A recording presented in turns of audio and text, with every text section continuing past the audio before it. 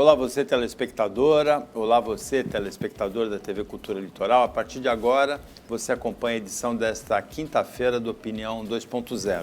Vão participar como comentarista nesse bloco o advogado e jornalista Marcelo Pavão. Eu vou completar, advogado, jornalista e cético São Tomé, Marcelo Pavão, e o engenheiro mecânico e eletricista Eduardo Lustosa, que é porta-voz do evento Voo de Túnel, que acontece amanhã em Santos, no Blue Med Convention Center, na Ponta da Praia, o centro de convenções municipal lá na Ponta da Praia, das 8 da manhã à 1 da tarde. O que vai acontecer amanhã, Eduardo Lustosa? Boa tarde. Você sabe que você tem do teu lado aí alguém que tem dá credibilidade zero para a existência, para a construção de um túnel aqui. Lá embaixo já me avisaram, antes de pegar o elevador.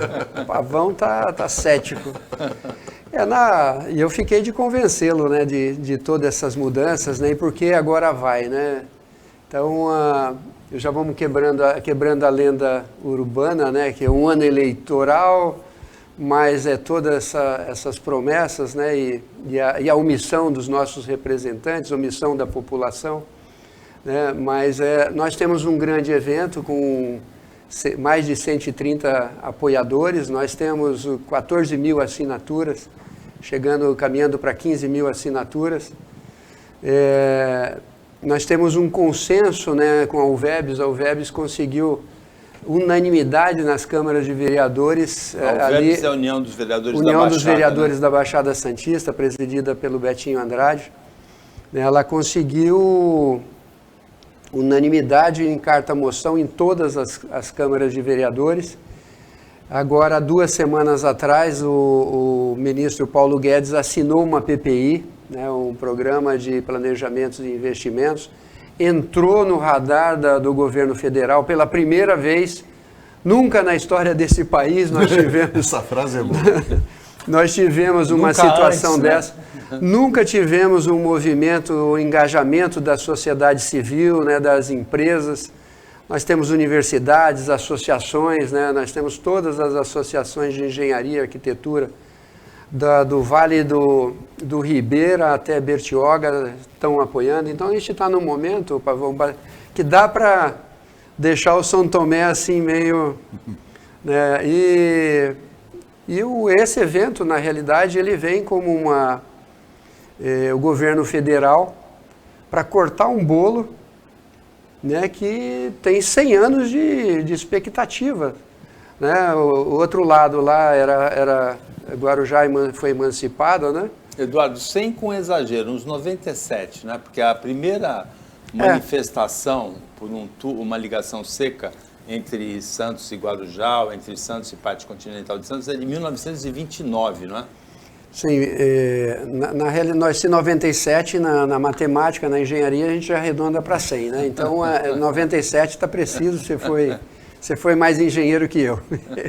Pavão, você, depois de toda essa conversa do Eduardo Lustosa, depois desse evento, com quantos apoiadores, Eduardo? 140? Já passamos, estamos com 133. Sim. Acho que está subindo mais 4 hoje, 137. Agora fui eu que arredondei, né? Com todos esses apoiadores, Pavão, o teu ceticismo, assim, você fica um pouco mais inseguro no seu ceticismo? Boa tarde. Boa tarde, Paulo. Boa tarde, professor Eduardo. Uma honra tê-lo aqui. Eu que agradeço. Dividindo a bancada. Obrigado pelo exagero. Eu falo o seguinte, Paulo, eu sou cético, não que eu jogue contra, em hipótese nenhuma. Sim. Eu quero que aconteça. O que eu não acredito é até a hora da obra começar. Mas já teve maquete uma vez, né? Várias maquetes, então o governador até José Serra veio inaugurar maquete, enfim. Eu quero que aconteça, e como a gente estava falando agora antes do programa começar, eu também não acreditava no VLT aqui em Santos e está aí rodando. Eu quero que amanhã comecem as obras, e eu até faço aqui uma homenagem a um amigo que faleceu, que inclusive era um dos proprietários da rádio, o advogado Gerson Pinto Martins, um grande defensor do túnel. Ele falava para todo mundo que ele queria. Então, quando eu ouço falar que a obra vai sair, eu me remeto ao Gerson, que era um cara que defendia isso. Eu quero que aconteça, Paulo, seja ponte, seja túnel, no caso que está sendo falado, que já estão colocando verbas, que o governo federal colocou no radar, que a coisa vai sair, tem que sair. A Baixada Santista, ela merece, tem que sair desse ponto morto que ela está. E eu acho que passou muito da hora, mas eu estou naquela turma do antes tarde do que nunca. Rapidamente, Eduardo, 3 perguntas. Primeiro, o que acontece amanhã entre as 8 e as 13 horas no Blue Med Convention Center, na Ponta da Praia, em Santos? Segundo, por que você está otimista quanto à perspectiva da construção do túnel? E terceiro, vai ter espaço no túnel para o VLT? Opa, eu vou começar invertendo, né? O fórum chama, primeiro fórum Voo de Túnel, de urbanismo, né? Então, principalmente por essa participação do VLT que vai atingir 3 cidades, né? Santos, São Vicente, Santos e Guarujá, atendendo uma demanda de trabalhadores, né? Esse VLT vai chegar, Pavão, que é uma parte muito bonita do projeto, na Praça 14 Bis, em Vicente Carvalho, e na frente o Aeroporto Metropolitano. Ali no cruzamento da Santos Dumont, ele vai a Santos Brasil, todos aqueles terminais, então nós vamos poder agregar uma demanda ali talvez de 3, 4, 5 mil trabalhadores daquela região, né, no pico aí do porto, e quiçá numa fase seguinte chegar na Puglisi, ali em Pitangueiras, né, foi uma fala minha dentro da Câmara de Vereadores lá do Guarujá. Então, está muito bonito essa questão do VLT, está no programa, e vai ser inevitável até para viabilizar o VLT, que hoje trabalha com talvez aí uma capacidade ociosa de 35%, 40%, aí em alguns horários 70%. Né? O que acontece amanhã? Né? Nós esperamos com o governo federal praticamente uma comemoração, né? Esse bolo que tem 100 anos de expectativa, nós vamos cortá-lo amanhã e comemorar, né, com os nossos apoiadores. O bolo está no prazo de validade ainda?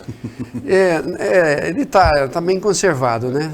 Ele está bem conservado e com uma cereja do bolo, né? Nós estamos à expectativa do presidente Bolsonaro, o ministro Tarcísio.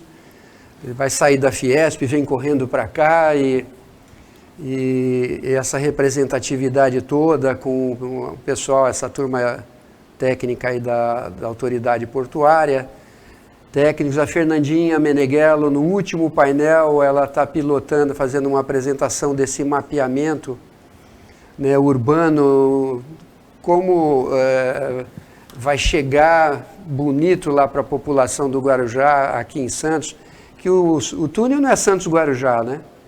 É Santos-Guarujá, Guarujá-Santos, né? O pessoal lá do Guarujá me puxou a orelha. A gente tem que corrigir. Você só não vai só para o Guarujá, né? Você volta para Santos. E é importante fazer jus a isso, né? Alguns apresentadores de esportivos já falam, né? Hoje à noite tem Corinthians versus Palmeiras, Palmeiras versus Corinthians. Né? Isso. Vai ser fora o show de bola, né? Vamos quebrar esse tabu aí.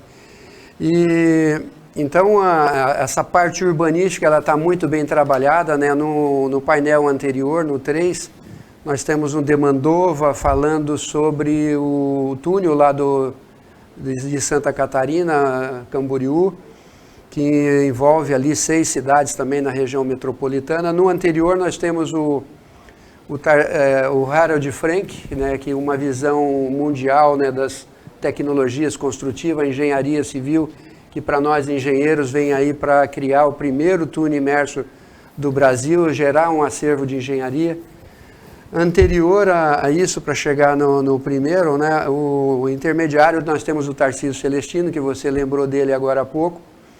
O professor Tarcísio... Foi presidente do Comitê Brasileiro de Túneis, né? Ele foi presidente do ITA, International Underground Tunneling Association, ITA em Genebra. É um ícone, uma grande autoridade em túneis. Né? É um ícone aí, professor da USP, São Carlos, etc. E no primeiro painel, a cereja, né, técnica, né, nós vamos estar apresentando o projeto atualizado.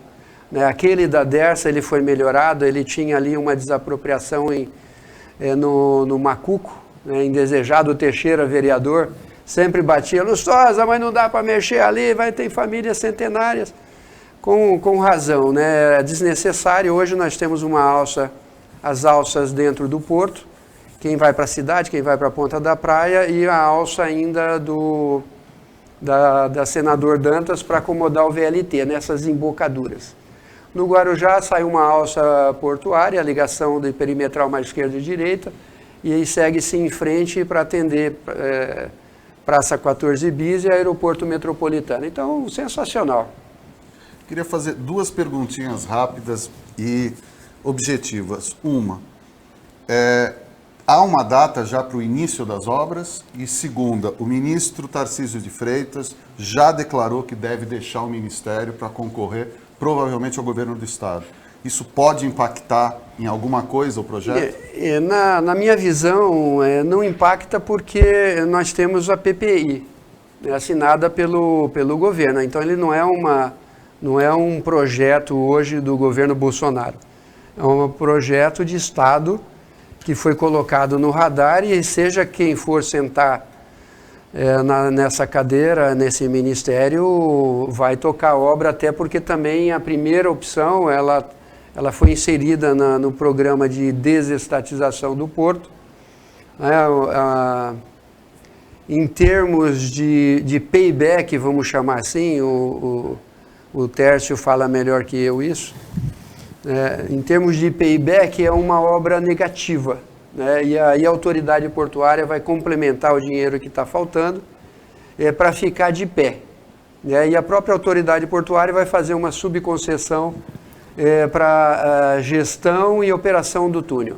A autoridade portuária, no momento futuro, depois de assumir com ela desestatizada, né? A autoridade portuária privatizada. Já privatizada. Agora, Eduardo, o projeto original do túnel que você citou, que tinha as desapropriações de residências no Macuco, ele também desativava durante a construção temporariamente alguns terminais por interferir com as fundações desses terminais. Esse projeto também tem essa característica? No projeto, né, que nós vamos ver amanhã, nós vamos ver nessa região do terminal de passageiros ali da Concais, nós vamos ver um espaço da curva que é praticamente de pouca demanda, né, que o túnel vai passar nessa região. Então, muito pouco impacto, se é que tem impacto. Na verdade, nem é em terminal, é em berço de atracação. Em berço, né, de atracação. Praticamente se faz um reforço superior para aquela demanda. Falta você falar, a gente ainda tem 2 minutos, por que você está otimista? Que até agora você escorregou e não falou. E a data do início das obras também. O otimismo vem primeiro, né? Eu não chamo de otimismo, né? Mas uma dose de realidade, né? Você conviveu na Associação de Engenheiros com a gente, né? Desde do primeiro evento, eu venho participando desde 2009 disso tudo. Então não é otimismo para mim, é realismo, né? Então, mas o elemento mais forte é a PPI, né? E na opção 2, né? O plano B, ele vai para uma PPP. E aí tem interessado também, tem 2, 3 interessados para uma PPP. Então ele vai ou ele vai. Previsões, assim, relativas a datas, licitação, conclusão do projeto executivo, início de obras. Vocês viram, né? Nós tivemos um chamamento... Tem alguma questão ambiental ainda para ser solucionada? Não, nós estamos em área federal e uma atividade fim com alta necessidade urbanística, né, interesse público, né, municipal, estadual e federal. Então essa é uma ligação que vai tirar 30, 40, 35 mil trabalhadores do porto, dos terminais, de um sofrimento histórico, né? Fora um número grande de caminhões que deixa de fazer 70 quilômetros a mais, né, para descarregar ou carregar na margem esquerda do E de porto, volta, né? na pior situação de ferry boat ao terminal de contêineres da margem esquerda, dá 110 quilômetros. Então, essa obra não tem volta, né? Também por conta da balsa. Hoje a balsa atrapalha o navio atrapalha a balsa, e a população paga o pato, ou paga a conta, né? Então nós estamos com riscos operacionais que não cabe num porto que não para de crescer. Né? Lembrando aí, em 2000, e na entrada do companheiro Lula, o porto fazia 34 milhões de toneladas. Nós estamos caminhando esse ano para 150 milhões de toneladas. Evidentemente, os acessos rodoviários e ferroviários melhoraram muito, o acesso marítimo também com aprofundamento, né, do canal, com navios maiores, menos escala e maior demanda.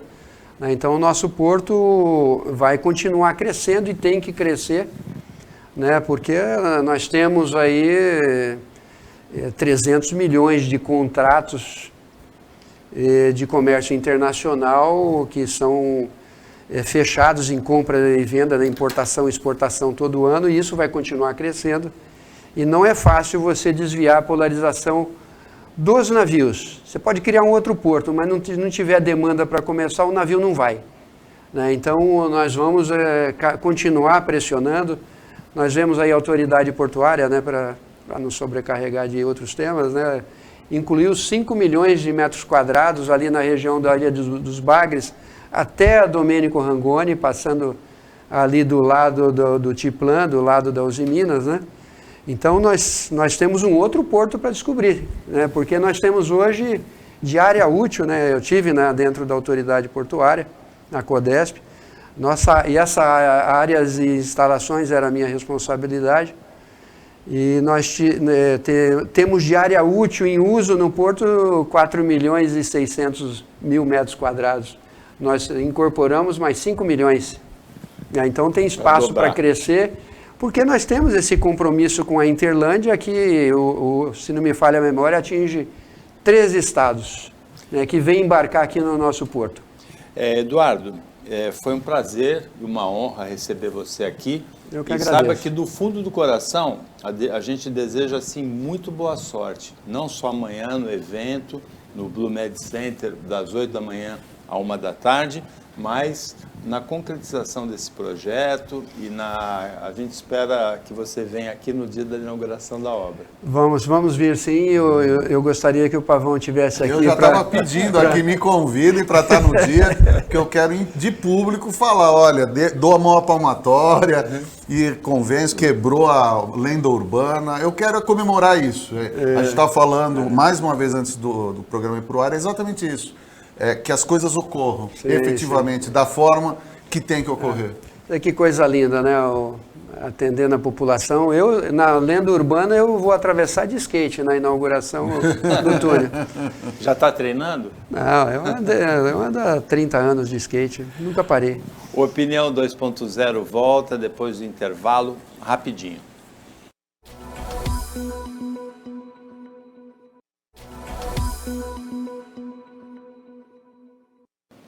Voltando com a Opinião 2.0, nesse segundo bloco continua participando o Marcelo Pavão como comentarista, ele é advogado, ele é jornalista, ele é cético e participa o diretor do Sindicato dos Servidores Municipais de Santos, o Flávio Saraiva.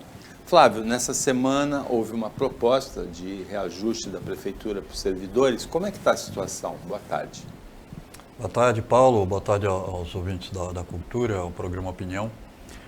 Então, objetivamente, a Câmara ela bateu o martelo, ela consolidou essa proposta. Lamentavelmente, essa proposta significa que nós perdemos 10% do poder de compra dos servidores, porque a gente tem um acumulado de 20%, a gente está desde 2019 perdendo para a inflação, né? E com essa proposta de 10%, a gente mantém agora consolidado, de forma consolidada, porque não adianta você falar isso futuramente, nós temos lá 10% que se perderam 2022. Isso aí esquece. Esquece. Lamentavelmente é isso. Consolidou 10% de poder de compra a menos, o que afeta o comércio, afeta a padaria, afeta o supermercado, afeta todo mundo, porque as pessoas acham que não tem nada a ver com o salário de servidor. Só que o servidor ele compra em todos os lugares. Ele vai na farmácia, ele vai no supermercado, ele vai na padaria. É dinheiro a menos no comércio. Agora, Flávio, em 2020 e 2021 não houve reajuste, principalmente por conta da pandemia? Na verdade, a Prefeitura de Santos ela aderiu àquele dispositivo que o Bolsonaro criou para repassar recursos para a Covid. Em 2020 a gente já estava com uma campanha salarial em andamento, mas infelizmente, oportunisticamente, o Paulo Alexandre aproveitou para enterrar, dizendo que tinha assinado os protocolos lá com o governo federal. Então 2019, 0, 20, 0, 21, 0. Boa tarde, Flávio, tudo bem? Boa tarde. Eu vou falar como leigo, pelo que eu li, pelo que saiu do que durante a pandemia as prefeituras deixaram de gastar dinheiro, ou seja, os cofres das prefeituras de uma forma geral deixaram de gastar e acumularam.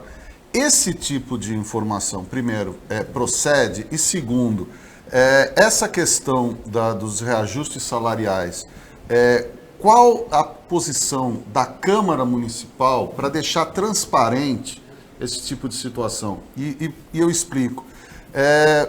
Volta e meia, né, que nem você acabou de falar, um prefeito ele decide e manobra a questão dos aumentos, e fica o embate servidor-prefeitura. Fica os dois cara a cara. O que eu quero perguntar é, neste momento que servidores estão discutindo, negociando, questionando a prefeitura ela está...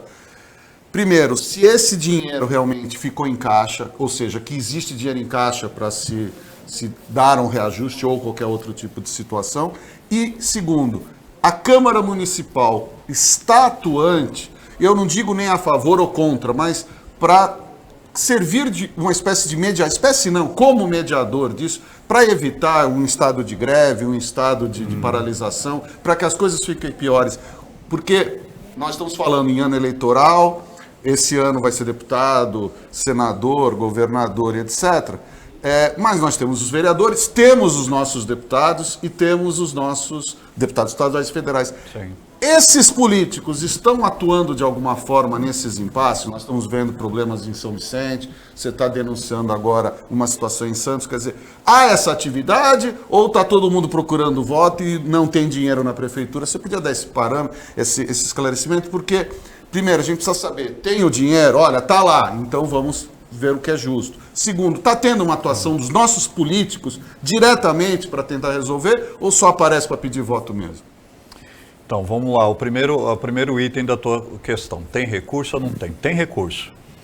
Tem recurso, as prefeituras gastaram efetivamente com Covid, as prefeituras tiveram despesa, mas ocorre que essa tranquilidade com a folha de pagamento, já que não foi investido absolutamente nada de novo, pelo menos para corrigir a inflação, foi se acumulando nos cofres públicos. Então nós temos hoje, tanto é que quando a prefeitura publica o seu balanço anual, está lá, você vê que a distância entre aquilo que pode ser investido em folha de pagamento e aquilo que efetivamente está consolidado no orçamento anterior, é uma margem gigantesca.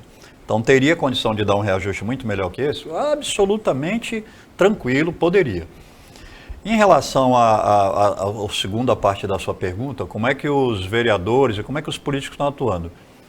A gente não tem, nas negociações entre servidores e prefeitos, eu nunca ouvi falar, de nenhuma interferência de deputado estadual para lá, né? Fica sempre nas câmaras de vereadores, prefeitos e servidores. Agora, eu preciso ser muito franco contigo e com os telespectadores do programa Opinião. Lamentavelmente, as câmaras de vereadores, elas são uma espécie de anexo do gabinete dos prefeitos. Salvo raríssimas exceções, a gente precisa reconhecer isso, né? Porque senão parece que a gente está condenando a instituição como um todo. Não, nós estamos falando da postura das maiorias. As maiorias nas câmaras de vereadores esperam o prefeito dar o comando e quando o prefeito dá o comando, acabou, né? Liquida a fatura, liquida a discussão. Foi o que aconteceu agora em Santos. A gente tem demonstrado de todas as maneiras, em todos os tempos, para os vereadores que eles são eleitos pela população e, portanto, eles não podem se comportar como um anexo do gabinete do prefeito, mas eles insistem em fazer isso. A gente sabe que tem aí as negociações, vereador tem um monte de cargo dentro da prefeitura, tem assessor, tem gente enfiada em tudo que é buraco, e isso, claro, é uma moeda de troca que faz com que o cara se comporte como se fosse um empregado do prefeito de plantão. Agora, Flávio, se tem recurso e se houve a inflação, porque não tem como negar a inflação, eu não entendi direito se os anos de reajuste seriam 2019, 2020 e 2021. Seria para 3 anos de reajuste, ou seja, em 2019 teria tido um reajuste relativo a 2018 e daí em diante não teve mais, porque o reajuste de 2019 seria em 2020 e logo no começo de 2020, nessa época, foi decretada a pandemia, não é? Isso, então, em 2020 a gente deveria ter conversado sobre, discutido, acordado 2019. Sobre 2019, então ali a gente já perdeu, zerou, começou a perder para a inflação, não teve nada de 2019. Aí perdeu 2020 também. Aí 2020 também. E agora? Agora deveria ser 2021, o que aconteceu? Metade desse valor foi dessas três inflações. Isso, dessa somatória de inflações. Né? Porque se você tem 20% e o sujeito oferece 10%, ele está, como eu disse na minha fala anterior, simplesmente liquidando esses 10 vão ficar como perdas permanentes. Foi o que aconteceu lá, por exemplo, no governo do Beto Mansur, que a gente perdeu mais de 40% que era uma política por conta disso. Que era uma política do governo federal do Fernando Henrique, né, na época do Beto Mansur, não era? O Fernando Henrique lá de Brasília, ele deu essa orientação de servidor sem reajuste. Ficou muito tempo sem reajuste, não é? Eu diria que essas orientações, Paulo, elas servem, na verdade, como desculpas para os gestores municipais e até estaduais em muitos lugares aí. Porque, efetivamente, os orçamentos públicos, tanto no nível municipal quanto estadual e quanto federal, são orçamentos absolutamente distintos, independentes e, portanto, a vontade dos gestores nos seus respectivos níveis é absolutamente livre para que haja discussão de reposição e tal. O que ocorre, lamentavelmente, é que assim, nós estamos vivendo um período do capitalismo, e não tem como dizer isso de outro jeito, eu gostaria muito de falar isso de outro jeito, mas não tem. O que ocorre é que nesse período que a gente está vivendo do capitalismo, a decisão dos gestores públicos nesse país é ir destruindo as carreiras dos servidores, os salários e empurrando tudo para empresas terceirizadas. Então, por que eu, que preciso acumular recursos, estou sentado na cadeira de prefeito, preciso acumular recursos para ficar passando para a OS, para ficar passando para a terceirizada. E todo ano eu enfio mais umas terceirizadas e umas OS. Por que eu vou discutir reajuste de servidor e valorizar a carreira de servidor? Não, eu vou guardar dinheiro para repassar para essas empresas. E a gente é vítima hoje disso em Santos de forma a olhos vistos, só não vê quem não quer. Agora, esse fenômeno é claro, principalmente na saúde, já há tentativa, já há início de terceirização, de passar para o OS, vários lugares na educação também. Agora, você falou uma coisa muito interessante, porque a legislação, ela determina o limite da arrecadação que pode ser usada com o pagamento do funcionalismo. Você disse que tem uma margem grande, que até o que está sendo efetivamente pago para os funcionários em Santos está longe desse limite que é determinado pela Constituição, não é? Exatamente, está longe e assim, qualquer pessoa tem acesso. Você tem mais ou menos os números? Qual é o limite? É 53%? O limite prudencial, e aí é bom a gente falar, né, tintim por tintim aí do tal do limite. O que é o limite prudencial? O limite prudencial é aquele momento que você e eu, qualquer pessoa, ao olhar as contas no final do mês, fala assim, gente, olha, eu posso continuar gastando, mas aqui já está aparecendo que a coisa está caminhando para um momento onde eu vou ter que tomar providências mais drásticas. Então é o tal dos 51%.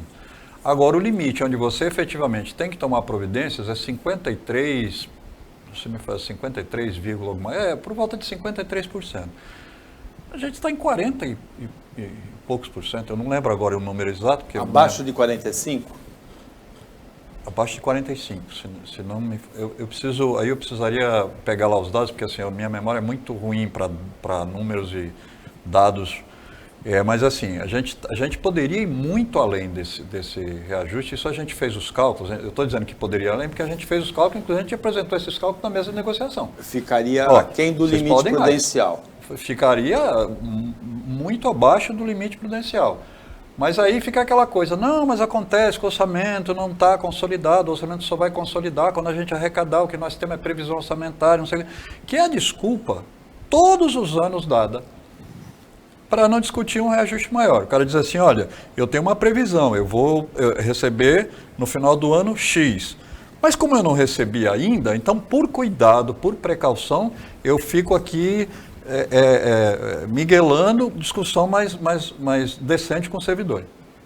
Quando você chega no final do exercício, isso, Paulo, isso é uma série histórica de décadas.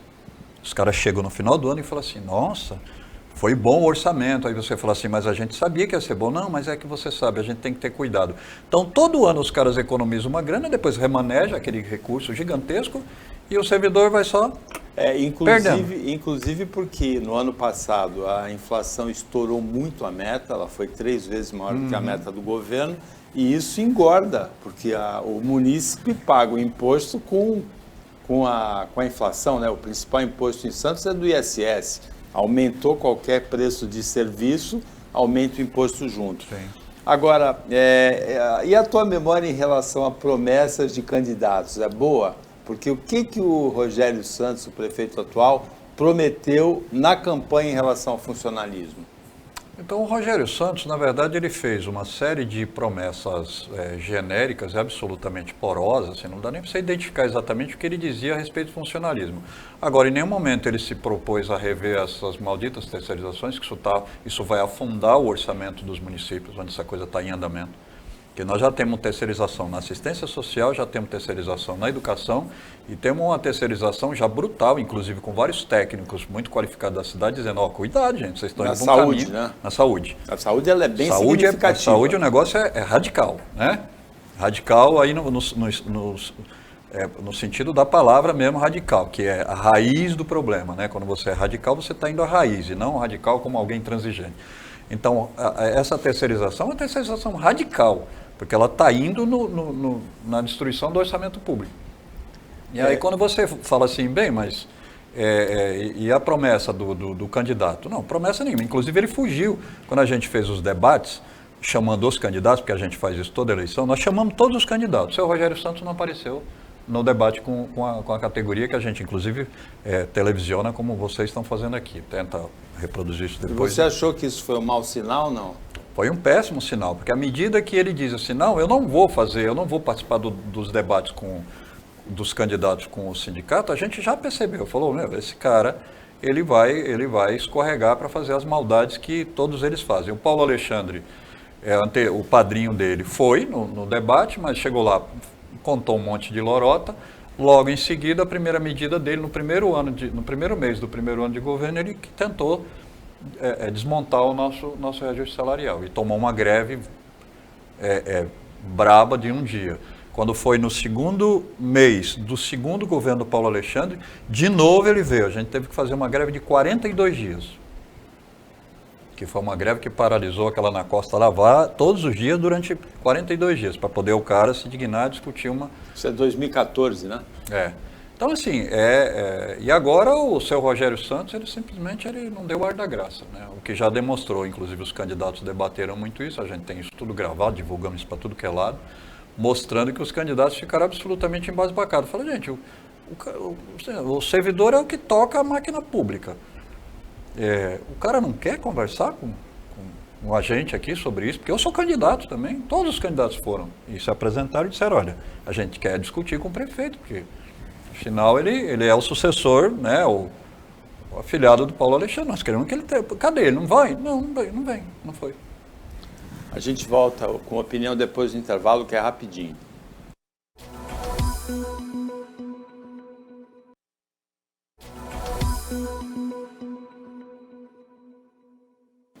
Voltando com a opinião 2.0, nesse terceiro bloco, continuamos com a presença do comentarista Marcelo Pavão, advogado, jornalista e São Tomé, e o diretor do Sindicato de Servidores de Santos, Flávio Saraiva.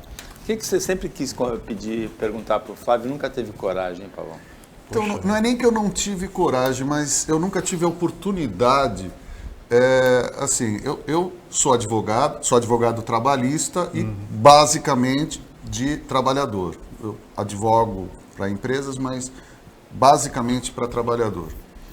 E quem é advogado trabalhista no Brasil sabe o que é a terceirização nesse Brasil. Quer dizer, o conceito de terceirização foi deturpado para um nível, como a gente está vendo, saúde, educação, assistência social, isso só para falar nas prefeituras, mas de uma forma geral, a terceirização no Brasil ela é sinônimo de precarização.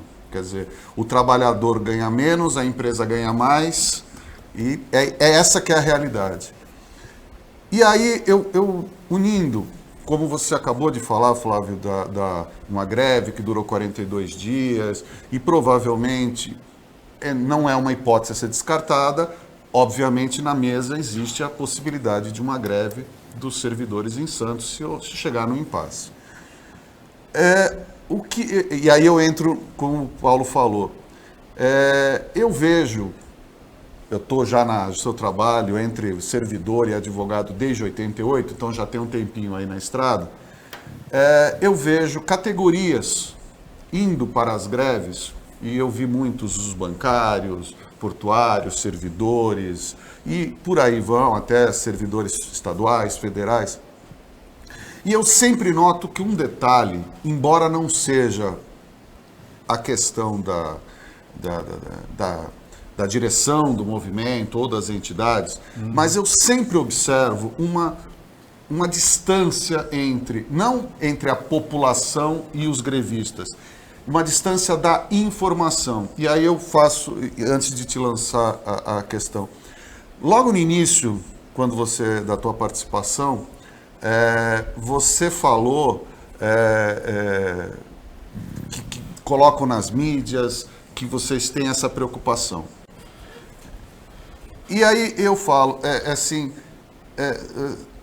tanto a categoria dos servidores, mas de uma forma geral, será que mudar essa forma de informar a sociedade? E por que isso? Eu estou tendo até um pouco de cuidado para não ser errado. Porque o mais fácil durante e após a pandemia é falar assim, servidor quer o quê? Não tiveram que entrar com 1 centavo do salário, ganharam sem trabalhar, vamos, sabe, jogando preto no branco. É falar assim, o servidor não tem que ter aumento mesmo, tem mais que continuar ganhando o que ele ganha. E a gente sabe que as coisas não são assim, nivelar por baixo não é a saída para ninguém. E aí eu te falo, será, Flávio, que não seria o caso de se começar uma campanha maciça e tentar contagiar o maior número de entidades civis possíveis, para que a população, se ela não for, que a informação seja carregada para a população no sentido de falar assim, gente, vejam qual que é a verdade. Está sendo terceirizado, está sendo precarizado, o serviço está... Para que a sociedade talvez desça do seu pedestal, não sei se esse é o termo, e que tenha a consciência de que o servidor é a sociedade é o servidor, e todos estão juntos, que é o que você falou, se não tem aumento, não compra, se deixa de comprar, a vendinha fecha, a padaria fecha, o mercadinho fecha. Assim, será que não estaria na hora também, não que vocês estejam errados, não é essa a minha postura e nem isso que eu estou falando, mas a metodologia de convencimento, ter algum tipo de modificação para a gente atrair, eu estou falando, as pessoas que são favoráveis a que o trabalhador tenha salários dignos, justos e honestos, sejam servidores ou não, para que haja um contágio da sociedade, para que a sociedade não se coloque confortavelmente como espectadora e fale assim, não tenho nada a ver com isso, e tem. Eu não sei se eu me fiz claro, mas esse contágio da sociedade, no sentido de que todos falem, em determinado momento, falam assim, prefeito, a coisa é justa, e nós somos a cidade, eles não estão sozinhos. Para evitar o que aconteceu, por exemplo, nos bancos, onde os bancários paravam e os banqueiros colocaram caixas eletrônicos, serviços automatizados, até o momento que falaram, não preciso mais de vocês. Sim. Eu te agradeço imensamente pela pergunta, e a sua pergunta, ela, na verdade, ela enseja que a gente faça uma discussão bastante aprofundada, e eu sei que em televisão isso tem lá suas dificuldades, mas tranquilo, vamos lá. Primeiro que eu acho que você está absolutamente certo quando você diz o servidor é a sociedade e a sociedade é o servidor. Portanto, tocar uma cidade sem que isso chegue num certo momento onde seja absolutamente inviável a gestão pública continuar, porque se eles passarem tudo que nós temos hoje de serviço público para as empresas privadas, para começar a coisa vai esfrangalhando no próprio percurso, porque uma empresa não se comunica com a outra, é um salve-se quem puder. Fora os esquemas de corrupção que acaba rolando, que a gente sabe que essas empresas quando entram, elas tendem a como se diz no popular, molhar a mão de um monte de gente, molha a mão do vereador, molha a mão de prefeito, assim, a gente está indo para um esquema de implantação da completa estabilização da corrupção como um modo de governança. Nós estamos transformando com a terceirização do serviço público, nós estamos transformando a corrupção numa corrupção oficializada. Então, Pavão, a sua questão é absolutamente correta. E assim, a gente tem feito um esforço grande para dialogar com a sociedade. O sindicato ele tem poucas pessoas, nós temos milhões de tarefas, a gente não consegue muitas vezes dar conta, resolve um problema, fica 2, 3 para a semana seguinte, porque naquela semana a gente não consegue resolver, mas nós estamos fazendo um esforço grande para caminhar exatamente na direção que você propõe, que é uma direção correta. A gente tem um site chamado ataqueaoscofrespublicos.com. Esse site, para vocês terem uma ideia, ele foi inclusive a base para uma CPI contra as OS, para investigar as OS na Assembleia Legislativa do Estado de São Paulo. É um site criado pelo Sindserv, pelo Sindicato dos Servidores. Ataqueaoscofrespublicos.com. Então, qualquer pessoa que quiser saber a bandalheira que as OS estão fazendo no Brasil e o nível de corrupção que elas estão implantando nas gestões públicas, seja nos municípios, no Estado e até na União, porque essa coisa também já chegou lá, basta abrir o ataqueaoscofrespublicos.com e vai ver. E assim, eu acho que você está absolutamente correto. Nós precisamos caminhar na direção de que a sociedade entenda que sem servidor público é esquema, esvaziamento de cofre público e corrupção. É isso que é a terceirização no serviço público. Não tenho dúvida e debato isto com qualquer pessoa de qualquer lugar do planeta Terra, porque eu tenho dados, eu tenho números sobre isso e tenho a demonstração objetiva de que a terceirização é sinônimo de corrupção, com Câmara de Vereador e com prefeito. E tá todo dia aí, a Polícia Federal está prendendo gente no Rio de Janeiro, em São Paulo, no interior de São Paulo, no interior do Mato Grosso, em tudo que é lugar, porque a bandalheira está correndo solta. Feita por quem? Terceirização com OS e gestor público. Agora, eu preciso reconhecer, Pavão e Paulo Schiff, por obrigação. A gente não tem conseguido alcançar um grau de comunicação com a sociedade que é aquilo que a gente poderia chamar de um patamar mínimo de... Olha lá a página na Ataque aos Cofres Públicos. Opa, tá ali, é isso. A gente não tem conseguido alcançar um patamar mínimo desejável, porque é uma coisa muito trabalhosa. Lamentavelmente, desde o Fernando Collor, que se criou uma ideia de que servidor ou é voluntário ou é um acomodado que entra numa porta, dá oi e dá tchau na outra, o que não é verdade, porque a máquina pública ela cobra muito dos servidores. E as pessoas confundem, inclusive, o servidor concursado com esses aspones, né, que a gente chama vulgarmente de assessor de coisa nenhuma, para não falar um palavrão. Então, esses aspones são os caras que penduram o paletó na cadeira. Porque o servidor público tem, o chefe está ali olhando. Se o cara não chega atrasado 10 minutos, ele tem cobrança. Os maus servidores vão para inquérito e são exonerados. Então, existe uma fantasia no Brasil, criada por propaganda oficial, inclusive desde o Collor para cá, dizendo o seguinte: servidor público é tudo salário alto. Vai ver os salários das prefeituras aqui da região. Vai ver os salários aqui das prefeituras da região. São Vicente, por exemplo, tem servidor que ganha menos que um salário mínimo. Está lá o Caio Amado dizendo que vai corrigir isso, porque o servidor não pode ganhar um salário mínimo. Então não tem um marajá entre os servidores, tem entre os amigos do rei, né? Que é uma meia dúzia de caras que ganham muito bem, e alguns, inclusive, são servidores públicos, mas não dá para dizer que aquele cara representa uma máquina com 11 mil servidores. É um ou dois perdido no meio do servidor. 11 mil contando os aposentados? Não, com aposentados. 11 mil na ativa? Paulo, na ativa. Com aposentados nós vamos aí para quase 17 mil servidores. Agora, Flávio, nessa questão do servidor que desempenha bem a função e o servidor que não desempenha, a gente tem o PDR, que é um mecanismo legal, foi instituído por lei, para premiar a secretaria que mais chega perto das metas estabelecidas no início de cada ano Isso é um mecanismo de Santos, né, da gestão de Santos. Nesse ano, especialmente, quando foi anunciado o PDR, houve uma polêmica porque se entendeu que havia uma injustiça com os servidores da saúde. É lógico que o PDR tem uma lógica, uma regra dele, uma norma dele, mas é lógico também que o servidor da saúde colocou a vida em risco, ele se doou muito na campanha. A gente vê isso, morte, sofrimento, né, para amenizar essas duas questões aí, esses 2 anos de pandemia. Como é que você se situa? Como é que o sindicato se situa? Porque o prefeito Rogério Santos, ele anunciou uma gratificação especial para os servidores da saúde quando essa polêmica se estabeleceu. Então, ele anunciou em rede social. Sim. Paulo, Pavão e telespectadores do Opinião. Quando primeiro, assim, a gente precisa saber a origem desse negócio. Essa questão de PDR é um mecanismo que vem da iniciativa privada, onde algumas empresas estabeleceram lá ganhos de produtividade, etc, etc. Isso, quando veio para o serviço público, veio completamente distorcido. Não tem nada a ver com aquilo que foi aplicado nas empresas privadas. Primeiro porque é algo quase insignificante, é uma esmolinha.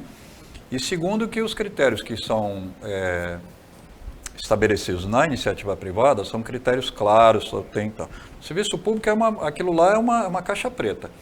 Então, quem começou isso aqui no Brasil, até onde eu tenho conhecimento, foi os governos do PSDB no estado de São Paulo. Os caras começaram a criar uma série de gratificações e o salário foi ficando estacionado, foi ficando congelado. Eu peguei uma olerite, por exemplo, de um amigo meu, que é servidor do governo do estado, e é impressionante, você tem lá 30 itens no olerite, salário lá em cima, menos que um salário mínimo, na época que ele me apresentou esse olerite, salário base, menos que um salário mínimo. E abaixo, aqueles 30 milhões de gratificações. Aí quando o cara aposenta, ele aposenta com aquela migalha que está lá em cima, porque todas as outras gratificações ele perde, não incorpora. Então, esse tipo de PDR que se estabeleceu aqui em Santos, que é cópia do PDR dos tucanos lá no estado de São Paulo, no governo estadual, é um negócio assim completamente distorcido, perverso do meu ponto de vista, feito com atraso, com critérios obscuros. Então, assim, isso não foi uma política discutida com o sindicato, para começar. E eu não estou falando do sindicato enquanto instituição, porque aí eu posso passar a ideia para o telespectador da Opinião de que tem lá um grupelho lá no sindicato de privilegiados que tudo o prefeito tem que pedir a benção para o sindicato. Não é isso, eu estou dizendo que não foi discutido com a categoria. O sindicato é apenas uma boca da categoria se ele for sério. Se ele não for, aí ele se torna um manipulador de interesses para outras finalidades que não vem ao caso aqui a gente colocar. Então, quando o sindicato é sério, ele é a boca. Acontece que a boca, ela expressa a opinião do conjunto. E esse conjunto não foi consultado para se estabelecer esse PDR. Então, é uma coisa, inclusive, que toda vez que a gente vê lá as tais das metas cumpridas, tem muito servidor que cai na gargalhada, porque fala assim, gente, que meta é essa? De onde o cara tirou que isso foi cumprido? Olha ali, está faltando até papel higiênico na sessão do sujeito, o cara vem dizer que cumpriu meta, não sei o que e tal. Então esse PDR é um negócio assim, é uma medida completamente maluca e o sindicato já bateu muito nesse PDR, porque é aquilo que é isso, né? Você vai criando as gratificações, tem gratificação na guarda, tem gratificação aqui, tem PDR, tem isso, tem aquilo. Só que quando o sujeito envelhece, Paulo e Pavão, o sujeito ele precisa ter um mínimo de dignidade para se aposentar e para, em seguida, morrer. E não é isso que acontece com o servidor quando ele embarca nessas tais de gratificações, nesses tais de PDR. Se a gente fizesse uma coisa séria, eu não estaria dizendo absolutamente nada disso que eu estou dizendo aqui. Mas isso não é sério. O PDR em Santos não é sério. Então, é algo que, assim, abaixo da crítica. E fora... Que é isso, vai produzindo né? Porque a folha é a mesma, a arrecadação é a mesma. Se você tira uma parte da arrecadação para ficar pagando gratificação e aquilo nunca entra no salário do servidor, no dia que ele aposentar, ele vai aposentar com muito menos, porque o cara vira e fala assim, não, mas você gastou o PDR. Todo ano você recebeu o PDR e você gastou. Sim, e agora, na hora de aposentar? Faz o quê? Então é um negócio muito complicado, eu discordo radicalmente, no sentido estrito do termo radical, de ir à raiz do problema, não de ser intransigente. Né? Eu discordo radicalmente dessa forma como esse PDR foi implantado na cidade de Santos, e não sou só eu, não. É o conjunto da categoria que olha essas metas cumpridas e rola no chão de dar risada, porque fala assim, meu, isso não é sério, sabe? Que brincadeira é essa, dizer que foi cumprido meta X ou Y, quando muitas vezes você não tem água nem papel higiênico no banheiro. Agora, Flávio, a gente já chegou no limite do nosso tempo, mas muito rapidamente mesmo. Tem um impasse entre a categoria e a prefeitura. Você acha que pode ter greve esse ano? Não, os vereadores já bateram o martelo em segunda discussão e votação. Então, isso está consolidado agora, esses 10,06. Alguém lá na Câmara, eu acho que o pessoal lá da oposição apresentou uma emenda dizendo que em setembro a prefeitura tem que sentar com a categoria novamente. Agora, a gente já sabe que vai chegar em setembro, o cara vai virar com a tradicional choradeira e vai contar um monte de lorota e a gente não vai avançar. Agora, nesse momento, essa questão da aprovação da lei na Câmara dos Vereadores enterrou a discussão no seu todo. Volta a se falar em setembro, então. Em setembro. Com isso, chegamos ao final da opinião de hoje, agradecendo muito a participação do Flávio Saraiva, boa sorte aí na continuidade das negociações e da carreira, agradecendo a participação do Marcelo Pavão, o trabalho da equipe técnica de jornalismo do Sistema Costa Norte e agradecendo a você que acompanhou a gente em mais essa edição. Até amanhã, no horário correto, de 15 para as 2, hoje foi 15 para 1, porque tem transmissão da Europa League. Amanhã aqui a presença do governador João Dória no Opinião. Até lá e uma ótima quinta-feira para você que você merece.